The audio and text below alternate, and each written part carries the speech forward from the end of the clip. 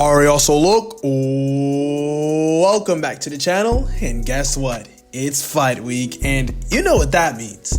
UFC 306 is about to go down at the Sphere for Noche UFC, and I'm here with my main card predicts. There are some exciting matchups on this card, and I've taken a deep dive into each fight to give you all my thoughts as well as my predictions on UFC 306. And if you're new to the channel, don't forget to like, comment, subscribe, and share so you can help me reach 1,500 subscribers by May. I'll deeply appreciate you. And make sure you join the official UFC Discord, link in the description. Alright, so look. First up on the card, we've got the curtain jerker of the night.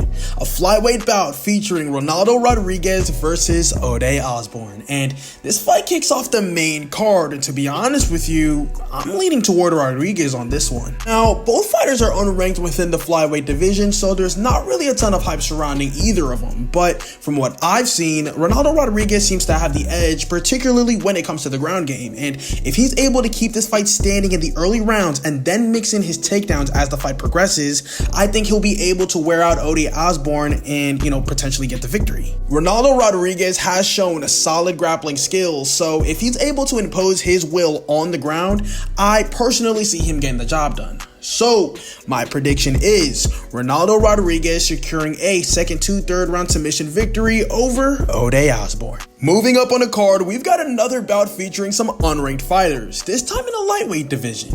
Those being Daniel Zellhuber, aka Ryan Garcia's long-lost twin, versus Esteban Ribovic, the same guy who sent Terrence McKinney into a different stratosphere. And you see, both fighters have similar records, with Zellhuber standing at a 15-1 while Ribovic is standing at a 13-1, so it's a pretty evenly matched fight on paper. On one hand, we've got Zellhuber, who's tall, a rangy striker with excellent hands and decent accuracy, while on the other hand, we've got Ribovic, who kind of fights with a similar style but has a much shorter reach. But here's the key difference. Zellhuber's physical attributes give him a significant advantage, because being 6'1" with a 77-inch wingspan, he's going to have the tools in order to pick Ribovic apart from distance. Because Ribovic, he's 5'10" with a 66-inch wingspan, and he's going to struggle a lot in order to close the distance effectively, especially with that jab from Zellhuber, which in my opinion is going to be there all day. And so I think Daniel Zellhuber is going to use his reach as well as his footwork in order to control the fight to beat Esteban Ribovic by unanimous decision. Now, the featured fight on the card, we've got the rebooked matchup between Brian, Mr. I'm glad you asked, Ortega versus Mr. Toughest Mully in the UFC, Diego Lopez. Now, I'ma just say that I've been on the Diego hype train for a while now, since his short notice fight against the Daggy Rat Movsar Evloyev, and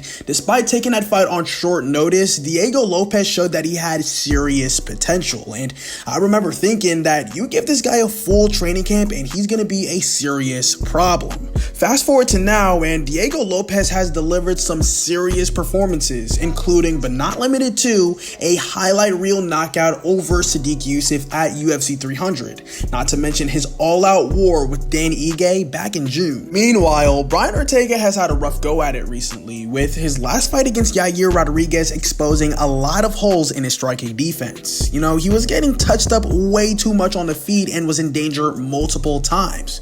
Ultimately though, Brian Ortega saved himself by doing what he does best, resorting to his Brazilian Jiu-Jitsu as well as his grappling. But that fight also highlighted that Yair Rodriguez's ground game isn't at the elite level. And so heading into this fight, I truly believe that Diego Lopez has the upper hand, especially when we're talking about the striking department, because he's a more refined striker than Ortega is, and here's the kicker. Diego Lopez has a dangerous ground game as well. Brian Ortega's best shot is to take this fight to the mat where his superior jiu-jitsu can shine, but I don't think he'll be able to dominate Diego Lopez in any type of grappling exchanges. And Diego Lopez is scrappy. I just personally don't see him letting himself get caught in any type of bad positions on the ground.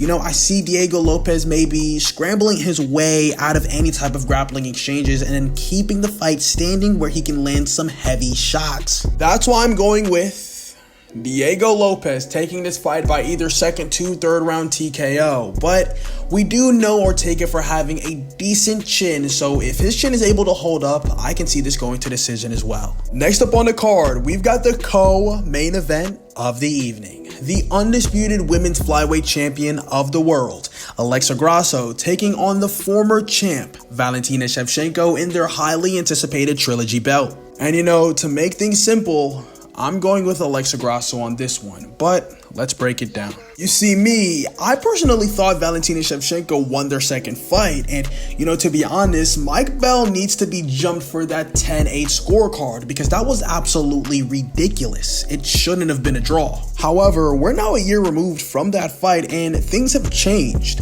Valentina Shevchenko is now 36 years of age and is not the same fighter she used to be. She's been on a pretty slow decline over the past few years and her age is slowly but surely catching up to her. In their initial fight, Valentina Shevchenko was winning the majority of the exchanges until she ultimately got caught throwing her signature spinning kick, which led to her getting finished. But in the rematch, Alexa Grasso showed that she did her homework and she improved, studying Valentina Shevchenko's tendencies and making that fight razor close. But what's crucial to note is that Valentina Shevchenko's prime years are behind her. She's been slowing down and it's becoming harder and harder for her to rely on the skills that made her so dominant in the past. On the other hand, Alexa Grasso just turned 31 last month and is just creeping up to her prime. She is evolving fight by fight and it's clear as day that her fight IQ is on the rise. But at this point in their careers, Grasso just seems to have the upper hand in nearly every aspect. But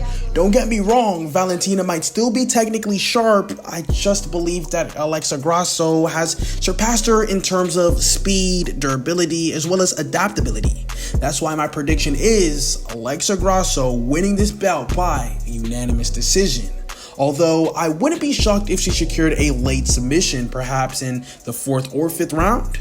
We'll see on the fight night. Finally, for the main event of the evening, we've got the undisputed bantamweight champion of the world, Mr. Sugar, Spice, and Everything Nice, Sugar Sean O'Malley, versus Mr. Energizer Bunny himself, Merab, the Machine Dvalishvili. This one was kind of a tough one to call because I kind of went back and forth for a while before making my pick.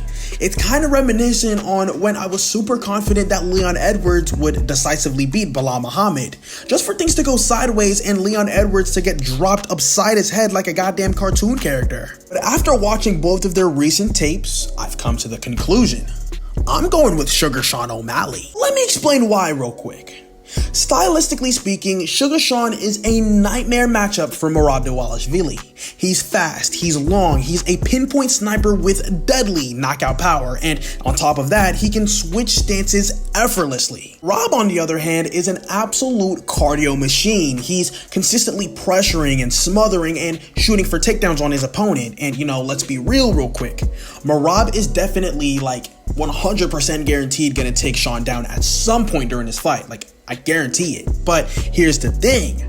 Merab is not a submission threat whatsoever. He's relentless with his takedowns, but he doesn't have that ability in order to control his opponents for long periods of time or lock in submissions. And that's where I think Sugar Sean O'Malley's underrated ground game comes into play. Sugar Sean has shown on multiple occasions that he's able to scramble back to his feet, and I guarantee he'll be able to do the exact same thing with Merab. Merab's game plan is super predictable. He's gonna go out there and try to shoot non-stop and hope to wear down Sugar Sean. But Sean is no slouch on the ground, and taking into account his 5'11 frame mixed in with his 72-inch wingspan, he's going to pick Merab apart on the feet. I guarantee it. Because if fighters like Henry Cejudo and Marlon Moraes are able to catch Merab multiple times during their own bouts, then there's no doubt in my mind that Sugar Sean is able to find Merab's chin. All Sugar has to do is stay patient, avoid getting stuck on the ground for too long, and wait for Merab to make a mistake.